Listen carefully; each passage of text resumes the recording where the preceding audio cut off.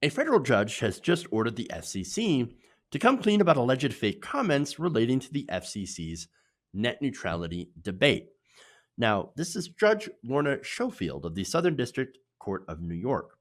And she has ordered the Federal Communications Commission to turn over server logs and other records pertaining to the fake comments that had poured into the agency's system back in 2017.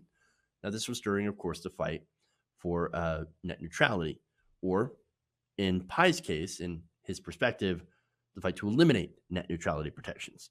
Now, the New York Times sued the FCC in 2018, demanding that the agency release data logs that could shed light on who was behind these fake comments.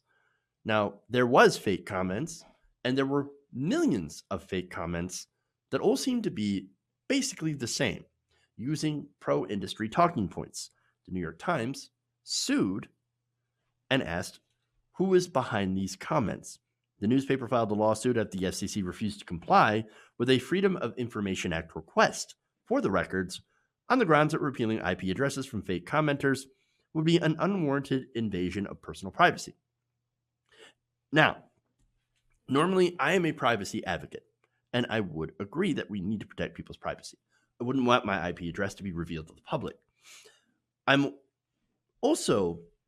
I do notice that in the story, there was something very fishy about these comments. And I talked years ago about how a lot of these comments were the same. And a lot of the information surrounding these comments did not add up.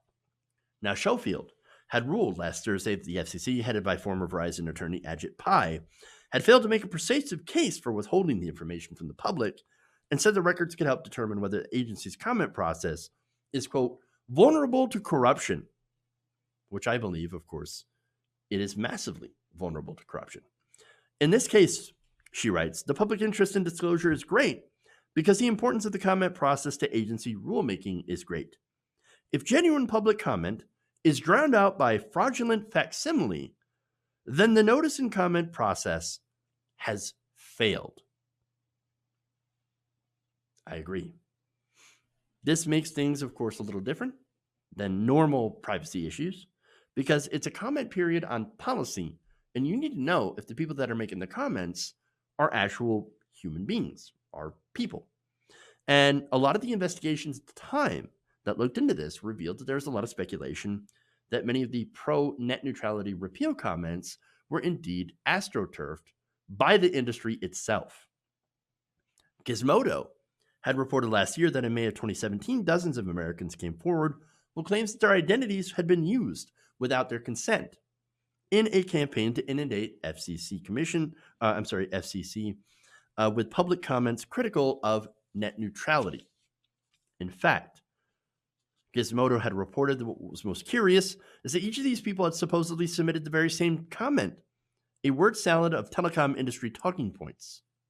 In particular, the comment was a rebuke of the Obama administration's exercise of what they call unprecedented regulatory power in pursuit of net neutrality, a policy which it accused of smothering innovation, damaging the American economy, and obstructing job creation. None of those talking points, of course, is shared by the vast majority of the public. You had both Republicans and Democrats that agreed with net neutrality protections, agreeing that treating all content the same is actually better for innovation, better for job creation, than allowing one company or the other to, of course, have an unfair advantage based on how much they pay for their internet access. Very unpopular position to do away with those rules. Now, were there some people that were brainwashed, I should say, or influenced into supporting the net neutrality repeal? Of course. There are people sending form letters that allowed them to sign their name to a pre-written statement and submit it. I'm sure that there's a percentage of those comments. I've seen that before. Nothing wrong with that, because at least there's a human behind there signing their name to it. But the people that are having their identities stolen, well, that's not right at all. I'd love to know how many of these comments were faked on behalf of people who had no idea that their names were being used to forward a corporate agenda, one that helps Verizon, especially. Now, perhaps if they go forward with the case, it might go at least towards invalidating the ruling, and restoring net neutrality protections. That would be the great end to this. But we don't know. All we have to see is how this kind of plays out. But for people who care about the internet, being able to see whether or not the comment period was indeed tainted, as we have long speculated, is great news for actual transparency. Hey guys, hopefully you enjoyed that free video. Now I'm going to have to ask you a favor. Between the demonetization and the YouTube algorithm messing around with view counts, etc., we're having a hard time adjusting to the new YouTube reality, which is where you guys come in. See, we have a Patreon, patreon.com/TYTNation, set up to help us rely on you guys, the viewers, instead of big corporate ads. Look, you know the show. You know I'm not in favor of big corporations anyway.